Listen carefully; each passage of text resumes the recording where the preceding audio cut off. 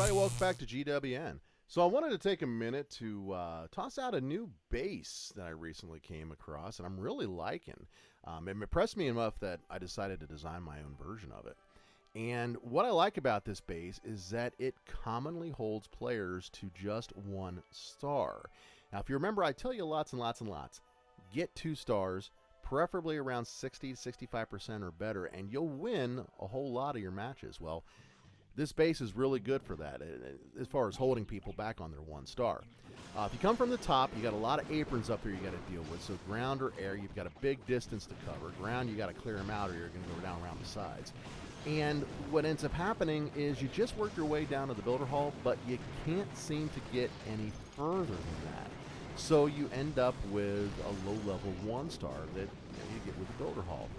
If you come up from the bottom, there's so much meat to chew through down there that you're not able to get to the builder hall, so you end up with a mid to upper level 1 star. And this is the case for the vast majority of attackers, even people up over 4,000, 5,000 trophies. You can see I'm running around 5,200 right now on the KVN game here. The base just holds a lot of players to 1 star results. And if you're able to get your 2 stars, well, guess the news. A 50% 2 star beats a 99% 1 star, okay? So the base is really good from a defensive perspective if you can turn out your own 2 stars. Now, what about the air attack? Because obviously, minion drops is probably the most commonly used attack. It's what I see the most, even up above 5,000. And this base does really well against that. A couple of ways you can come at it with minion drops.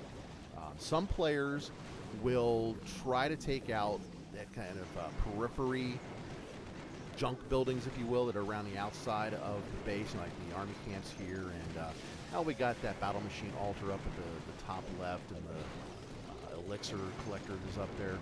So they may go and hit each one of those with 1 beta minion just to kind of grab some damage and clear stuff out of the way for the rest of their attack. And that's what this next attacker is going to do. Other times they're just going to throw it all down and go straight in, kind of a spam attack, if you will, and just try to work their way into the builder hall and then further to get the 2 star. And that works in a lot of cases as well. As you can see here, not so much against this base. Most air attackers are going to launch their attack from the side of the base where the builder hall resides, because air attacks, especially minion drops, tend to run low on steam the further you get into a base. And this layout, it's great for doing that. If you want to get to the builder hall, you're going to get to it fast, but you don't got the steam to get much further in most cases.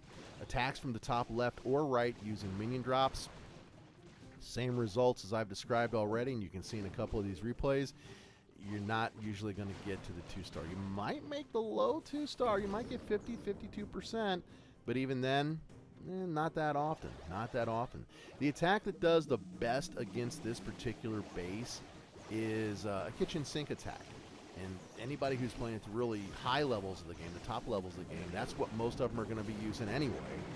Some of them play Bart and such still, of course, but a lot of folks use those kind of mixed air-ground type attacks, and they do a lot of damage with them. But most of the generic attack strategies, they just don't seem to do very well against this base. You can come from the bottom left or right, like I said, but you got a lot of stuff you got to chew through, so timing becomes really, really, really important.